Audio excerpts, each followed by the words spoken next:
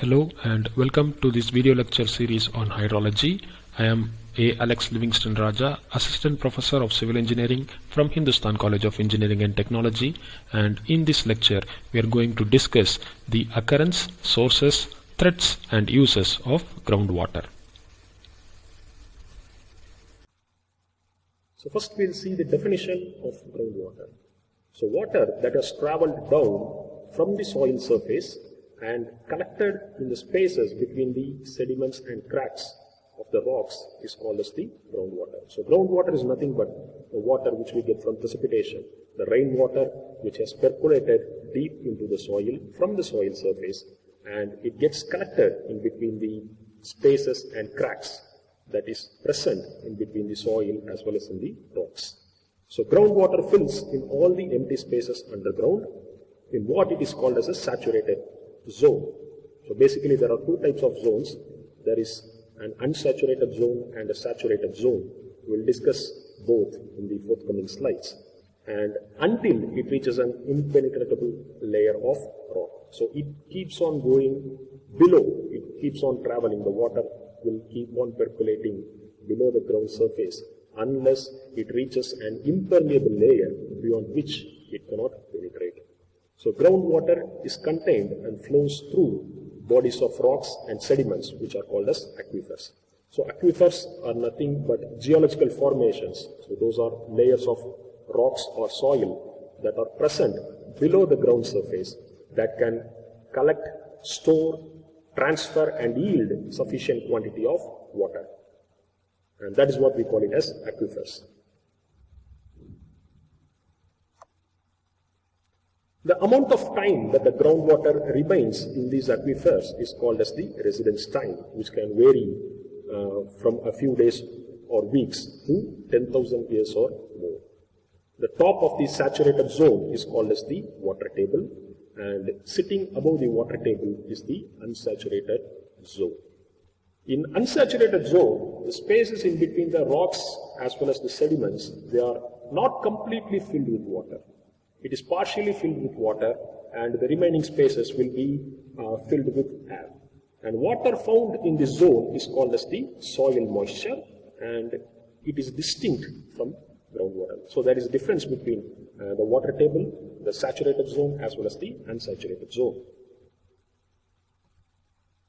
So here we have a pictorial representation of the various zones. So as you can see in the topmost portion of the soil is the unsaturated zone, because all the voids are not completely filled with water. So there are some spaces in which there will be air, and the pressure that is present in this top layer will be almost equal to that of the atmospheric pressure. And below the saturated zone, below the unsaturated zone, you have the saturated zone in which all the spaces or voids in between these rocks or the soil will be completely filled with the water. And that is what we call it as the saturated zone. And the layer or the boundary between this saturated and unsaturated zone is what we call as the water table. So here, below this drawing, we have a microscopic image of how water gets collected in the cracks and crevices of a rock. So if you see on the top, you can see the cracks as well as crevices, they are partially filled with water. So you have both water as well as air. But below this water table level, you can see it is completely filled with water. So it is 100% saturated, which means it cannot accept any more water, and there are no spaces to fill. So all the portion below the water table is completely saturated, and there is no space for more water to enter. But at the same time, there are some spaces left above the groundwater table which can still be saturated.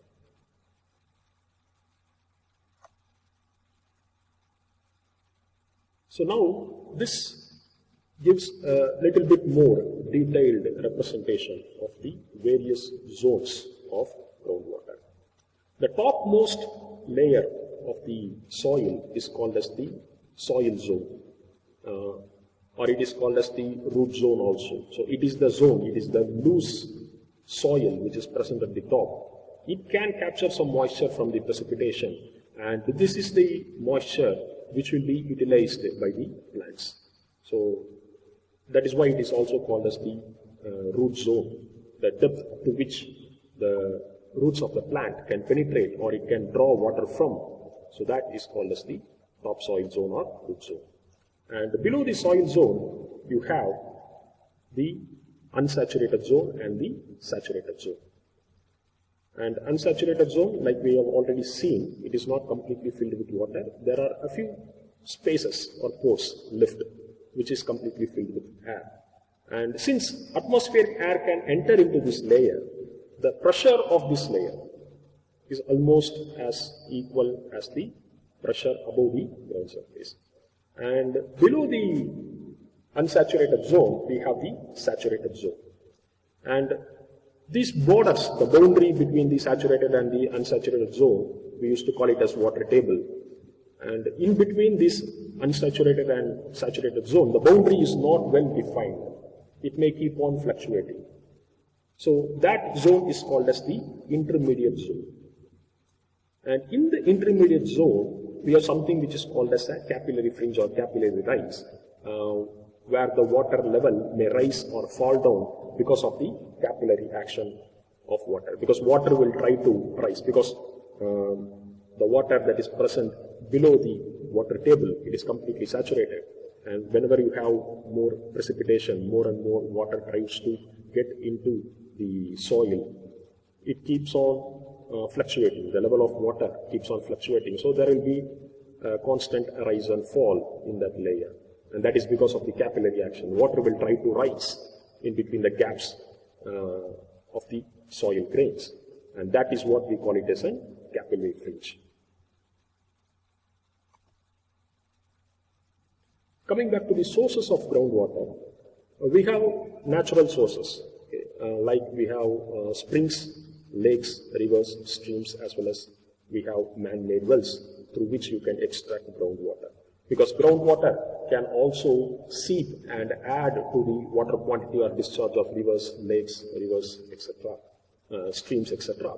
And at the same time, it also depends upon the pressure difference. Water can also seep from the river into the ground, or from the lake or the stream into the ground, and it can also add to the groundwater table. So that is what we call it as recharge. So groundwater can be recharged because of precipitation, snow melt, or water seeping from some other sources, including the irrigation water, the leaks from the water supply system. So whenever there is a leak in the water supply system, because most of the pipes that we are using in the water supply system is buried pipelines.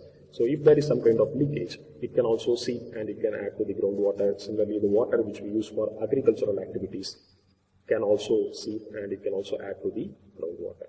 Another way of artificially recharging groundwater is one of the simplest methods that we use is the rainwater harvesting. So it is an artificial way of recharging groundwater.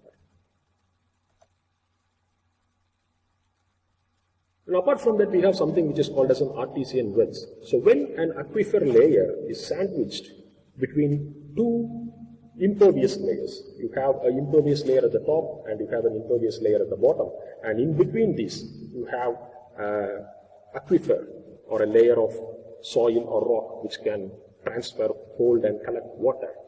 What happens is the water pressure will be much more higher than the atmospheric pressure because it is not directly in contact with the atmosphere.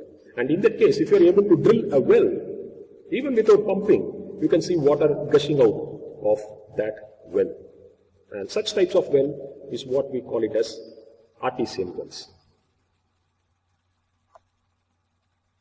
So here we have a picture of an old well from the Moroccan desert.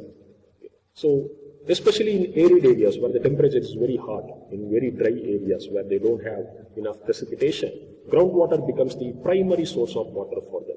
So even when there is no rainfall in a particular area, groundwater from some other nearby area can seep below the ground level, and it can also provide water even during the summertime or during the dry seasons. And some of the uses of groundwater.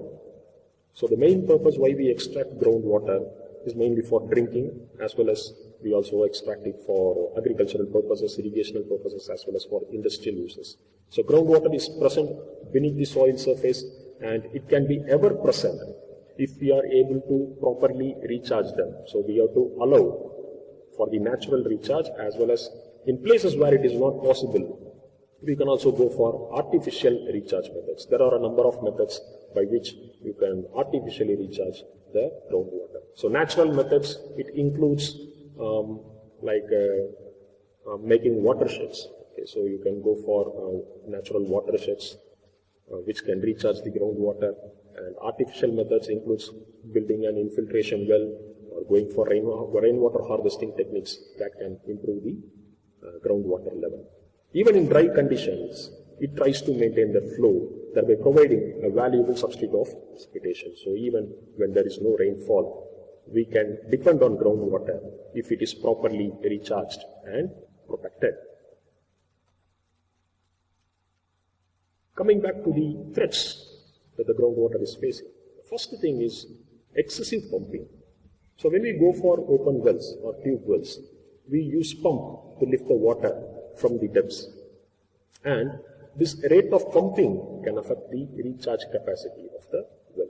Because when you are pumping, what happens is the pressure inside the well goes down, and to balance this pressure, the water that is present in the aquifer surrounding the well will try to come in and fill that pressure.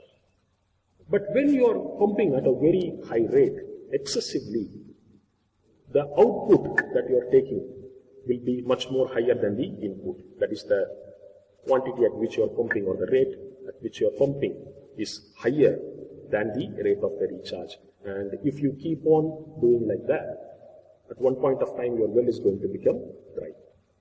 And another point or another way in which the groundwater is threatened is due to the groundwater pollution. Because we are using a lot of chemicals as fertilizers and pesticides for our agricultural activities.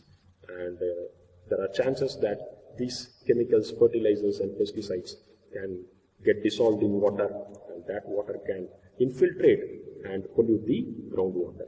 So whenever there is precipitation, the precipitation can wash away or dissolve the fertilizers and pesticides that are present on the top soil layer, and it can mix with a river or a stream, and thereby it can intercept the groundwater also. Also, the water that comes out of industries as well as septic tank can also percolate deep into the soil, and it can also pollute the groundwater.